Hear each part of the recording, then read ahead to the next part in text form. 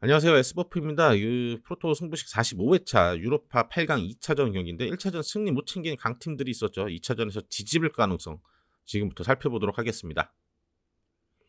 세비야와 맨유입니다. 맨유에게 쉽지 않은 원정이 되겠죠. 먼저 홈팀 세비야입니다. 1차전 극적인 무승부로 분위기가 업됐죠. 상대의 두 골 다 자책골이긴 했지만 그래도 패하지 않고 돌아왔다라는 게 세비야에겐 좋은 겁니다. 리그에서는 로테이션을 돌렸고 발렌시아 상대로 승리를 거뒀는데 이 멘델리바르 감독 부임 후에 2승 2무 팀 분위기는 확실히 상승세입니다. 최근 4경기에서 8득점, 득점력이 끌어올렸는데 근데 이거는 경기 내용을 살펴보면은 좀 운이 따르는 그런 골들이 많이 있었습니다. 세비야는 역시 유로파의 왕이죠. 내용과 별개로 어쨌든 결과를 가져옵니다. 더군다나 맨유 상대로 최근 3승 2무 5경기 동안 패배가 없었죠. 유로파의 왕 세비야인데 운까지 따라주고 있습니다. 맨유는 1차전 2자책골로 무승부 분위기가 정말 안 좋았죠. 더군다나 이 경기에서 주축 선수들이 또 2명이나 부상을 당했습니다. 현재 스쿼드에 출전 불가 선수가 너무 많습니다. 주요 선수 중에서 리산드로, 바람, 맥토미니, 그리고 브루노 페르난데스는 또 그 카드 징계로 나올 수가 없죠. 더군다나 이제 훈련에 복귀는 했지만 선발 풀타임 소화는 아마 힘들 거예요. 레시포드나 자비처, 말라시아, 루크쇼 이런 선수들은 훈련에 복귀를 했습니다. 직전 그래도 리그 경기에서 노팅엄한테 승리를 거뒀는데 중원에서 이 카세미로, 에릭센, 브루노 조합으로 나와서서 상대를 압도했는데 이 조합이 수비는 좀 불안해도 공격적으로 상대를 몰아칠 수는 있죠. 근데 이번 경기에는 브루노 페르난데스가 나오질 못하죠. 이 맥가이어 린델로프 조합, 이 수비 조합 굉장히 불안합니다. 특히 맥가이어가 발이 느리기 때문에 뒷공간에 대한 이 부담감이 존재합니다. 더군다나 맨유는 승리를 위해서는 라인을 좀 올려야 될 가능성도 있는데 과연 이 센터백 라인이 그게 소화가 될지 모르겠네요. 그래도 다행인 점은 레시포드가 훈련에 복귀했다는 점이죠. 아무래도 선발은 아니더라도 경기에 관여를 크게 할 레시포드입니다. 핵심 자원들 빠진 맨유인데 과연 위기를 극복할 수 있을까요? 배당은 맨유가 정배당으로 나왔지만 맨유의 상황이 그렇게 녹록치 않아 보입니다. 맨유 상대로 강했던 세비야, 심지어 이빨 빠진 맨유죠. 이 경기 저희가 봤을 때는 세비야 승, 핸디 승, 오버 추천을 드립니다. 다음 경기는 스포르팅과 유벤투스의 경기인데 알레그리의 마법이 또 이번에도 통할지 궁금해지죠.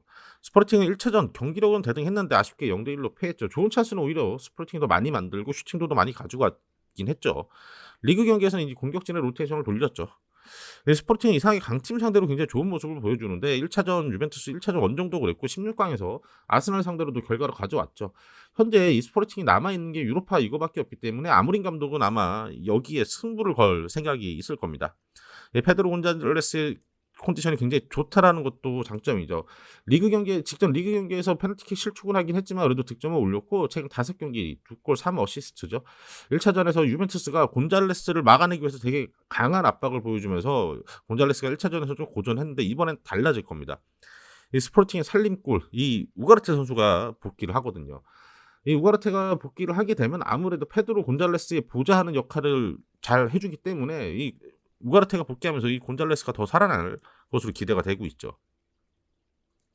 좋은 경기력이 좋지 못한 결과를 가져왔던 스포르팅입니다. 이번엔 달라지겠죠. 원정팀 유벤투스입니다. 1차전 경기력과 별개로 승리를 거뒀죠. 그다음에 이게 원래 이 알레그리 감독의 경기가 다 그래요. 리그 경기에서는 이 사솔로에게 로테이션 돌리면서 패했는데 조금 그래도 아쉬운 게 흐름을 좀 끌어올려서 왔으면 어땠을까. 그리고 이 최진희 골키퍼가 다시 돌아왔죠. 1차전 경기 중 부상으로 교체가 됐었는데 이 최근 유벤투스에서 이 슈체즈니의 퍼포먼스가 어마어마했기 때문에 이 선수의 복귀는 굉장히 좋은 상황입니다. 유벤투스가 최근 원정에서 좀 약한 모습을 보이고 있어요. 2승 3패인데 홈에서는 마지막으로 진 게 1월 달이고 하니까 원정에서 좀 홈에 비해 약한 모습이죠.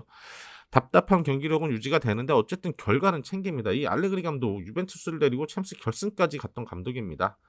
비판은 지속적으로 받지만 어쨌든 결과를 내기 때문에 보드진에서 계속 유지를 하고 있는 거겠죠. 좋지 못한 경기력에 좋은 결과를 가져오는 유벤투스.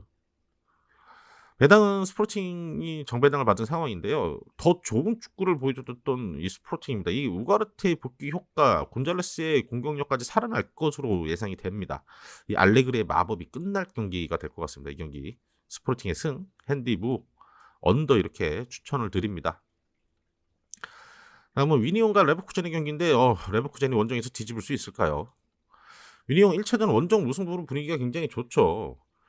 이 헤라르츠 감독이 팀을 굉장히 잘 꾸려놨는데 그 벨기에 리그는 일정이 끝났고 이 이제 유로파밖에 안 남은 거죠. 이 위니용은 리그 2위로 시즌을 마쳤습니다. 그 이 헤라르츠 감독이 이 위니용의 전술적인 부분을 보면은 수비를 굉장히 잘하면서 확실히 내려앉아 있다가 역습 시에 이 양쪽 윙어들과 윙백들의 빠르게 원투 패스를 주면서 우르르 올라가는 게 굉장히 조직적으로 잘 준비가 돼 있는 모습입니다. 그리고 위니용의 7번 이 보니페이스 이 선수를 뭐 구독자 여러분들도 좀 주목해서 보시면 좋을 것 같아요. 피지컬도 191, 드리블도 굉장히 좋습니다. 이 친구를 막는데 레버쿠젠이 1차전 굉장히 고전했죠. 네, 아마 체력적으로 굉장히 막판 좀 지치기 전까지 굉장히 좋은 모습을 보여줬습니다. 이 친구 조만간에 빅리그 4대 리그에서 분명히 주목을 받을 그런 선수가 될 것 같습니다. 수비 집중력이 굉장히 좋고 이 세트피스 수비도 나쁘지 않습니다. 레버쿠젠이 1차전에서 옵사이드가 6개가 나왔는데 이게 뭐 한두 개면은 그냥 뭐 레버쿠젠이 잘못했다라는 건데 이렇게 옵사이드가 많이 나왔다라는 거는 이 위니용 수비 라인이 집중력으로 라인을 컨트롤 굉장히 잘했다라는 거죠. 리그가 이번 주에 종료했던 만큼 이 경기 수가 소화한 경기가 많아요. 그래서 체력적인 문제가 드러날 수도 있는데 이거밖에 안 남아있기 때문에 반대로 또 동기부여도 충분히 될 수 있는 상황입니다. 예상외로 굉장히 까다로운 팀이죠. 위니용. 레버쿠젠입니다. 1차전 홈에서 무승부. 레버쿠젠 입장에서 굉장히 아쉬운 결과였습니다. 전체적으로 경기는 주도했지만 골 결정력에 발목을 잡았고 요건 최근에 레버쿠젠의 리그에서도 반복되는 아쉬운 부분이죠. 그래도 비르츠가 있죠. 비르츠가 이날 파이널 패스를 한 6번 뿌려주면서 좋은 장면도 많이 만들어냈고 1차전 때 결국 본인이 골을 성공시키면서 무승부를 거둔 거죠. 리그 경기에서는 주요 선수들을 로테이션을 돌렸습니다. 그리고 이 8강 1차전에서 이 사비 알론소 감독이 레버쿠젠 부임에 좋은 결과를 내고는 있는데 아무래도 이 경험 부족이 좀 드러났던 것 같아요. 1차전 그 디아비 선수가 전반부터 지속적으로 찬스를 놓치고 있는데 뭐 87분에 교체를 했죠. 이게 선수를 끝까지 믿어주겠다라는 그 소신이었는지는 모르겠으나 좀 결단이 이런 이제 너거 스테이지에서 결단이 좀 빠른 결단이 필요하지 않았나 싶습니다. 이 결정력이 관건인 레버쿠젠이죠. 배당은 레버쿠젠이 정배당을 받았는데 1차전 경기 내용과 2차전이 원정 경기라는 점을 고려하면은 이렇게 결과가 나오진 않을 것 같습니다. 이 탄탄한 수비와 빠른 역습과 오버래핑 예상외로 굉장히 강했던 위니용입니다. 시즌 종료에 따른 체력 변수만 없다면 저희는 홈에서 위니용이 잡아낼 경기, 위니용 승, 핸디 승, 언더 이렇게 추천을 드립니다. 다음 경기 로마와 페노르트 경기죠. 홈에서는 다른 모습을 보여줄 로마입니다. 1차전 주도하는 경기를 했음에도 좀 아쉬운 패배였죠. 뭐 운이 따르지 않았습니다. 이 초반 디발라가 아웃됐고 또 후반 이 타미도 아웃이 됐는데 둘 다 부상이었고 또한 그 로마가 실점한 장면은 굉장히 막기 어려운 실점이었긴 하죠. 했지만 경기는 로마가 지배했습니다. 이 XG값도 2.24였어요. 더 좋은 찬스도 많이 만들었고 아마 전반에 PK 실축이 아니었다면 분위기가 바뀌었을 겁니다. 로테이션 돌려주면서 체력적인 안배를 리그에서 가져왔죠. 리그 3위 챔피언스리그 출전권을 갖고 있는 로마입니다. 1차전 부상으로 빠졌던 디발라와 타미는 훈련 복귀를 했습니다. 두 선수가 로마에서 차지하는 비중이 굉장히 큰 만큼 이 선수들의 복귀는 굉장히 의미가 다르죠. 무리뉴 감독의 토너먼트 운영 방식은 굉장히 좋습니다. 이 경기력에서 조금 비판을 받을지언정 어쨌든 결과를 가지고 오는 그런 감독이죠.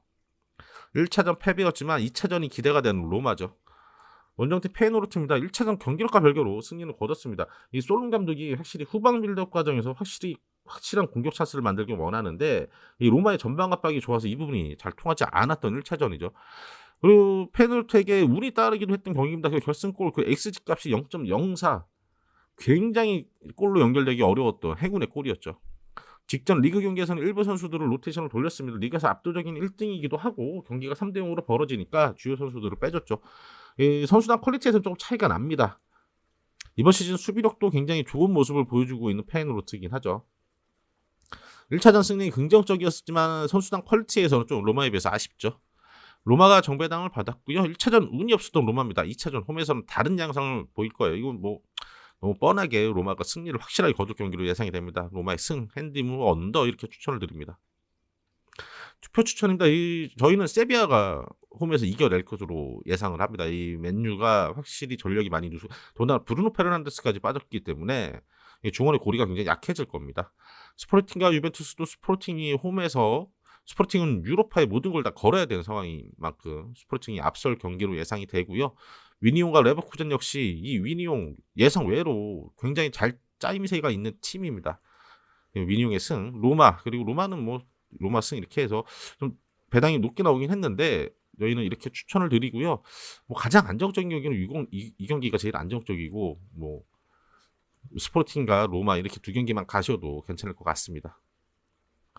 여기서 유로파 영상 마치도록 하겠고요. 저희는 주말 K리그와 여기가 승부처 영상으로 승부패 분석과 함께 다시 돌아오도록 하겠습니다.